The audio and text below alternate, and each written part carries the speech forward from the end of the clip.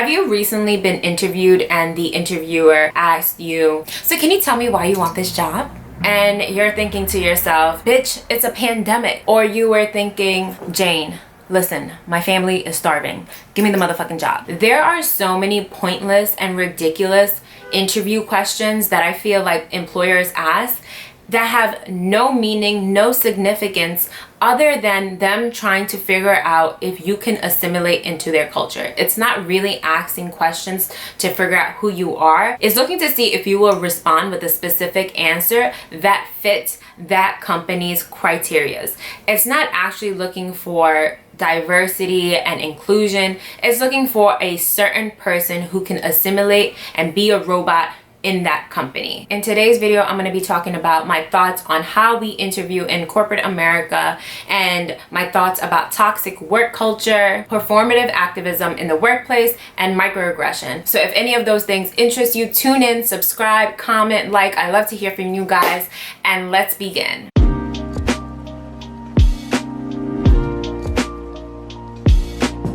Hey guys, welcome back to Naily by Nature. I'm your host, Naily. On today's episode, I'm going to be talking about how we interview in corporate America. I'm going to be talking about performative activism. I'm going to be talking about diversity and inclusion, and also ways that I think companies can improve. So I'm going to start this video talking about initiatives companies take, like diversity and inclusion. So what is diversity and inclusion? Diversity is the representation or the makeup of an entity, and inclusion is about how well the contributions, presence, and perspectives of different groups are valued and integrated into an environment. So let's talk about why companies have programs like diversity and inclusion. This is them making a statement. This is them saying, we understand and acknowledge the inequality and injustice that people from different races, ethnic backgrounds, different sexual orientation, different genders, different religions, etc. face. And we are here to let people in the workforce know that we are an equal opportunity group. Companies that have programs like diversity and inclusion, they're essentially making a statement. They want people to know that they are woke and progressive, that they understand and acknowledge all the inequality and injustices that happen for people of color or people from different backgrounds. So when a company asks you during an interview why you want this job, especially to people of color, it's saying, hey, we understand and acknowledge the inequality, the injustice, the struggle, the racism, the sexism. We know there's a pandemic and millions of people are out of work. We know millions of people are dying. And if your family is from a third world country, you probably have family who are stranded and have no access to vaccines and probably have family who are dying. Yet we want people to forget all about that and focus on this interview and focus on getting this job and have a winner's mindset and do their absolute best to come up with an answer that best fits our culture and make sure it's something that I want to hear. Bitch, you don't fucking want diversity. You don't want honesty. You don't want an honest response. You don't want people to be true to who they are. You're not looking to hear a diverse response. You're looking for a specific response, and you want to make sure that people can be obedient and can assimilate to your work culture. And you want to make sure that people of color can especially do that. It's an incredibly tone-deaf question. Diversity and inclusion literally means that you value different perspectives. It means that you understand and accept that people from different demographics, people from different socioeconomic classes are experiencing different types of problems. And for you to ask somebody during a pandemic who probably is from a low-income community why they want a job, it's asking them to make up an answer that best fits your needs. Because if a person of color from a low-income community was to give an honest answer, let's be honest, they wouldn't get the job. Most young Americans are applying to jobs they don't love, but it pays the bills. In 2018, a study found that only 25% of Americans feel like they landed their dream job. That means 75% of Americans are winging this shit. Because anyone who is asked why they want this job, they're literally going to make up an answer that they know you want to hear. And I feel like that's the goal. Companies ask questions to determine if you will be able to answer in the way they want. So they're not really interested in hearing a diversity of responses or perspectives.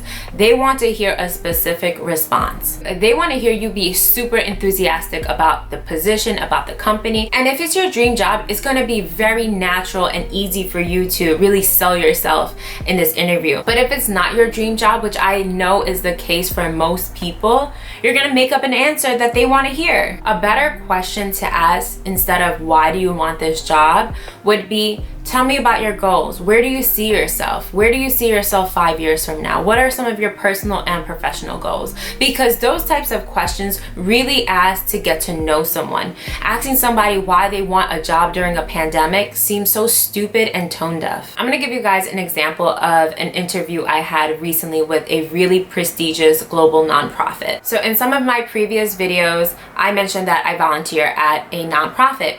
And because I volunteer at a nonprofit, I decided, hey, why not apply to an actual nonprofit where I can get paid and that be my livelihood? Applying to a job at a global nonprofit felt like it was more in alignment with where I'm projecting to be in my career. It wasn't exactly the position I wanted. It was an executive assistant position, but it was in the industry I was gunning for. So I get to the interview and it's this young white woman and she's just like expressionless. She's toneless, she's dry, she has like no smile, she has no enthusiasm, and she's kind of just firing questions at me. She gets to this question and she's just like, you know, why do I want this job? And so I explained to her why I want the job, and you know, I did a lot of research on the company and I gave a lot of examples as to why the company really aligns with my personal values and where I want to see myself in the future. We end the interview and the recruiter contacts me and she's just like, hey, you know, the interviewer felt like she didn't get a good read on you and she wants to interview you again. This is very unconventional because most companies don't do that. Like the same person won't interview you twice to get a better read on you. And so the recruiter, she preps me again. She's like, make sure you do a bunch of research on the company, make sure you're really knowledgeable about what the company does because they're gonna really ask you a lot of questions about that, and you know, show your interest in the position, all this stuff. So I'm like, okay, fine. I do all my research, I go for the second interview. And so again, she's toneless, she's expressionless, she's dry, and she's firing questions at me again, and this time she's actually a bit ruder than before. And so we come to the end of the interview and she asks me if I have any questions, and so I say to her, do you feel like I answered all of your questions, or you know, is there anything that you felt like I didn't answer in the best way for you?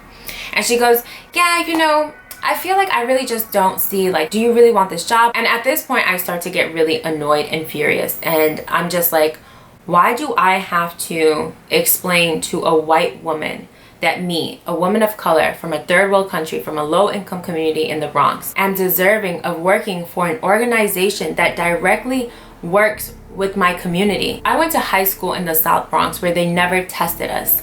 I volunteer at a nonprofit.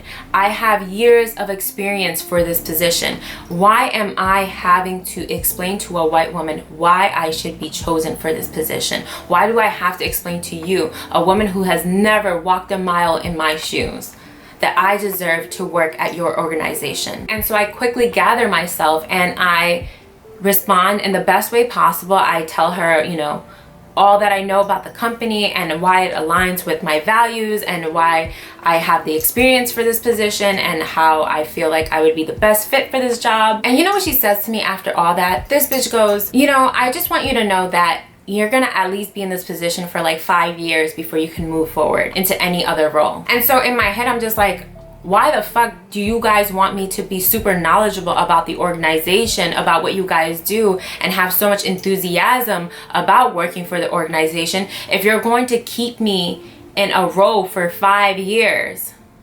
5 years, that's half a decade. It seemed extremely counterproductive. So right now I'm like extremely over it. I'm like, fuck it, I don't even want this job.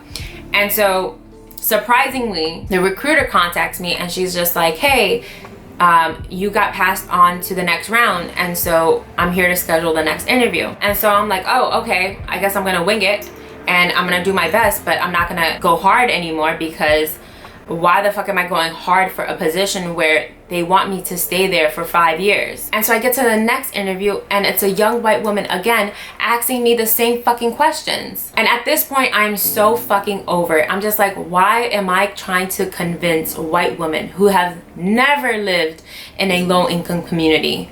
Why am I convincing them that I deserve to work for an organization that helps people like me in my community? Like, you've never benefited off of after school programs. Like, you've never went to school in the South Bronx. You've never seen the systematic racism in my community. You've never experienced racism in the way that I have. Why the fuck am I sitting here and convincing you that I should work for this organization? Their interview questions were honestly offensive. They wanted me not to be who I was. They wanted me to be a robot. They wanted to see if I would assimilate and if I was going to be obedient and able to just be exactly who they needed me to be. A puppet. Questions like, what's your biggest weakness? These questions are totally to set you up. If you Google how to respond to these questions, it'll tell you to give a response that they want to hear. So don't choose a weakness where it can make you look bad, but say a weakness that you overcame so it makes you look good at the end of the day. Don't tell them about the time you overcame racism in the workplace, but tell them about the time you were overtasked and you were overworked, but you got through it because you are a fighter and you love your job and you care so much about the company and you are superwoman. Tell them about that. That's what the fuck they want to hear. These types of interview questions does not allow you to get to know someone. These types of interview questions are designed to interrogate you because they're looking for specific responses. They're looking for specific people. They don't want diversity and inclusion. They want a robot. They want puppets. This is toxic work culture. It's asking questions that you don't want the honest truth to because to them it's unprofessional. And something else I fucking hate, companies who say that they don't have politics. Like, yes, you fucking do have politics. Every company has politics. If you have an organization that's structured with a CEO and you're giving people different titles and these people with different titles have authority and get paid more than others, if you give people a title and you're giving them the responsibility to have authority over others, well, guess what? You're gonna have politics in the office. Stop fucking telling people there's no politics in your company. Yes, there is. There is always politics. And the companies that say there's no politics in their company and that there isn't any ego always have the most toxic work culture. Tech and media companies have the most toxic work cultures because they put up a front that they're progressive and woke, but then they have all of this politics and fake diversity and inclusion, and it's just like, you don't give a fuck about your employees. Let's be honest. I think it's time that we start to call out companies for bullshit. Stop saying you're for diversity and inclusion and you have like 2 black people and those 2 black people never get promoted, or those people of color never get the raises, or those people of color are never paid the same as their white colleagues. Like, stop saying you're for diversity and inclusion because you're not. Stop saying you're for diversity and inclusion but you don't really want to hear the voices of people of color. Stop saying you're for diversity and inclusion but you don't want to hear the honest truth. You don't want to hear different perspectives. You don't want to value the opinions of others. But if you genuinely care about diversity and inclusion and you want to make an impact in the lives of people of color, change the way you interview. Stop asking tone-deaf questions and instead really get to know the people who are going to come work for you. Get to know them, ask them questions about their goals, about their lives, about their experience, about where they're from. Because even if it's not their dream job, you might be able to inspire them to find their dream job within your organization. When people are cared for in the workplace, you're more likely to have a group of loyal employees. I think the way we interview people is absolutely ridiculous. You're not looking to get to know someone, you're interrogating someone. Learn to ask people better questions, especially if you're genuinely interested in having diversity in your company, especially if you want people to feel included. I think it's time to start calling out the performative bullshit. As America reopens and people start to hire again, I think that companies are going to be facing a new set of problems. Because right now I'm seeing people realize that they want their livelihood to be meaningful. They don't want to go work for a company that doesn't give a fuck about them. They don't want to work for a company that treats them like a robot, that makes them feel like, you know, they can't be who they are. I think a lot of people understand what that's like, where you can't be who you are and you're 2 different people at work and outside of work. People are realizing that there's more to life than just work and making money. people realize that there's more money to be made and that they don't actually have to work so hard at companies who don't ever promote them or don't invest in them. I would love to know you guys' thoughts on this video. Please leave a comment below. Thumbs up this video if you enjoyed it. And of course, subscribe. I will see you guys at my very next video. Thank you for being here. See you guys soon. Bye.